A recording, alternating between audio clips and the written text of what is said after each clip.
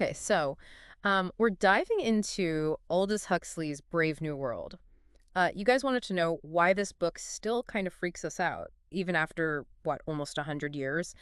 And yeah, we're going to unpack that. And trust me, you'll start to see echoes of Huxley everywhere. Like, seriously, the guy was onto something. Yeah, and the thing is, Huxley wasn't just some writer with a crazy imagination. He was, like, wrestling with some serious anxieties of his time. Think about it. Between the World Wars, the Model T, everyone's obsessed with mass production. It was this total belief that technology, boom, could solve everything. Everyone was all about this shiny, perfect future. And Huxley's like, hold on a sec, are we sure this is a good idea? Exactly. And it gets even more interesting when you look at his background. Like, we're talking about a family steeped in science. His own grandfather was Thomas Henry Huxley, huge Darwin fan. But get this, Aldous himself, he wanted to be a scientist too. But an illness messed up his eyesight. So that was that. Wow. So he's got this deep respect for science, right? But also this kind of like cautionary voice in the back of his head. Oh, absolutely. I mean, that duality is like woven into Brave New World. It's not just sci-fi, it's a warning. It's Huxley saying, look, technology, social engineering, all this stuff, it can go sideways, fast. And it can be used not to help people, but to control them. Okay, yeah, I see that. It's like we get so caught up in the idea of a perfect future, we don't stop to ask if we even want what it's selling. So let's talk about this future Huxley cooks up. He throws us right into the year 2540 CE, or AF 632, after Ford. After Ford, right? Like Henry Ford. Yeah. It's a world where the assembly line is, practically worshipped. Oh, wow. Yeah, efficiency rules everything. It's the ultimate value in this world. Which means no room for messy emotions, I guess, right? Everything's like streamlined, even people. Yeah, exactly. Streamlined, controlled. Huxley calls this super efficient society the world state. And in the world state, there's no individuality. There are no families. Even love, like romantic love, is considered inefficient. Wow. Seriously. Yeah. Their motto might as well be, and I'm not kidding, everyone belongs to everyone else. Everyone belongs to everyone else. Yeah, that's the idea. And this conditioning, it starts early. We're talking like from birth, or, well, not really birth, I guess. Right, because in this world, babies aren't born, they're engineered in labs, which is kind of a lot to wrap your head around. It is, and Huxley makes the whole thing super unsettling when he introduces the Central London Hatchery and Conditioning Center. So forget natural birth, forget families. We're talking cloning, scientific control, the works. And get this, they've even got this caste system. Alphas, betas, gammas, deltas, epsilons. Each group has its own role in society, all planned out in advance. Okay, so it's like a really, really messed up version of the Greek alphabet. And where you land on that alphabet is decided before you're even born. You got it. Like, they literally use chemicals and hormones to manipulate you before you're even born. That's your destiny alpha, bred for leadership, epsilon, well, you're destined for manual labor. That's the world state. I mean, it's just wild to think about, this idea that someone could, like, decide your whole future before you're even born. It's kind of dehumanizing when you think about it.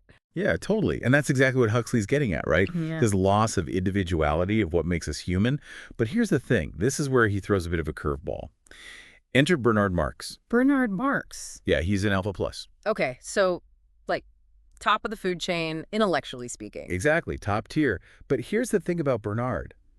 He's not exactly buying what the world state's selling. Really? He's like a rebel in a world of, like, total conformity. You got it. Yeah. Restless, dissatisfied, doesn't quite fit in. Yeah. And to make things even more interesting, he's got this thing for Lenina Crown. Lenina Crown, right. So that's, like, his love interest, I guess. We were talking earlier about how in this world, love is, like, a no-go. Yeah, it's complicated. I mean, their relationship, if you can even call it that, it's really more about, like, the limits of emotion in the world state. Anyway, they go on this trip. A trip. Okay, where do they go? To a savage reservation. A savage reservation. What's that? Basically, it's this place where people still live, like we used to. Families, emotions, the whole nine yards. All the things the world state has decided to just, like, erase. Oh, wow. Talk about a culture shock. I mean, going from test tubes and conditioning to, like, actual human interaction, that's got to be intense. Oh, it's a total clash of civilizations. On the reservation, life is messy, unpredictable. People age, they grieve, they form these, like, deep bonds.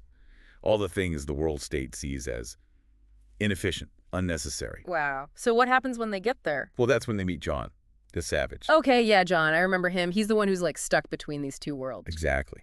He lives on the reservation with his mom, Linda. And get this is where Huxley throws in a major curveball. Okay, what happens? Linda. She's actually from the world state. What? Yeah. Turns out she visited the reservation years ago with, get this, the director. Wait, as in Bernard's boss, the director. Her, the one and only. They got separated somehow, and, well, Linda got pregnant with John. Whoa, hold on. So this guy, the director, had a kid. That's like a huge deal in the world state, right? I mean, kids are basically forbidden. Oh, yeah. Total scandal. I mean, their whole trip back to the world state, it's a disaster. The director, he's mortified. His reputation's shot. He ends up resigning. And Linda, well, she never really fit in on the reservation. And now she's back on the world state, a place that's basically a foreign planet to her. That's so sad. She's like caught between two worlds that don't want her. Yeah, it's rough. And to cope, she turns to Soma. Soma. Yeah, the government-issued happy drug. She ends up overdosing, which just sends John spiraling. He's angry, he's grieving, and he just doesn't get it. How can these people, these civilized people from the world state, just, like, ignore real suffering?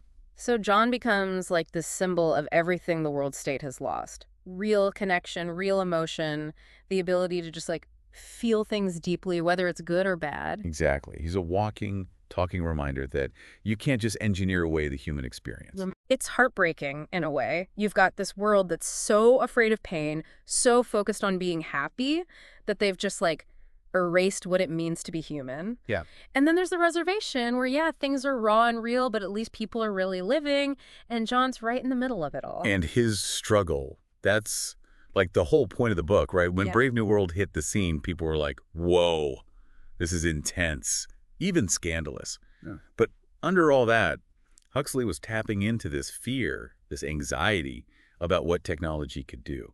Could it be used not just for good, but to control us? Yeah, and that's something we're still worried about today. I mean, we haven't gotten to designer babies or government-issued mood pills yet. Not yet. But a lot of the stuff Huxley wrote about feels, I don't know, weirdly relevant. It does, doesn't it? I mean, take genetic engineering, right? We're not at, like, world state hatchery levels or anything, but think about the ethics of it all. It's huge. We're talking about the potential to, like, erase diseases. Which, okay, sounds amazing, right? But then you start thinking, like, how far is too far? Exactly. When does it stop being about, like, treating diseases and become, like, designing the perfect human? Right. It makes you wonder, like, what even makes us human in the first place? And it's not just genetics, right? Think about Soma. Obviously, it was this fictional drug, but the way we rely on antidepressants today, anti-anxiety meds, Yeah. it makes you wonder if we're just looking for a quick fix. It's like we're trying to smooth out all the rough edges of life, even if it means, like, losing a part of ourselves in the process. And that's what's so brilliant about Brave New World. Huxley makes us ask ourselves these hard questions. Like, are we willing to give up our freedom, our individuality for a life that's, comfortable, easy, but maybe not authentic? And I think that's a question we all have to answer for ourselves, right? Yeah. Especially now with all the technology around us. I mean, sometimes it feels like we're just like sleepwalking into this future we haven't really thought about. Absolutely. And that's why books like this are so important. They make us think critically. They challenge us. They remind us that just because something seems new or better doesn't mean it actually is. Totally. So if there's one thing I want our listeners to take away from this whole deep dive, it's this. Don't just accept the future you're handed. Question it, challenge it, make it your own. Because, I mean, if we're not careful, we might end up losing ourselves in the process of trying to be happy. And that's about it for our deep dive into Aldous Huxley's Brave New World. Pretty intense stuff, but super important, right? Let us know what you guys think, hit us up online, and as always, keep those minds open.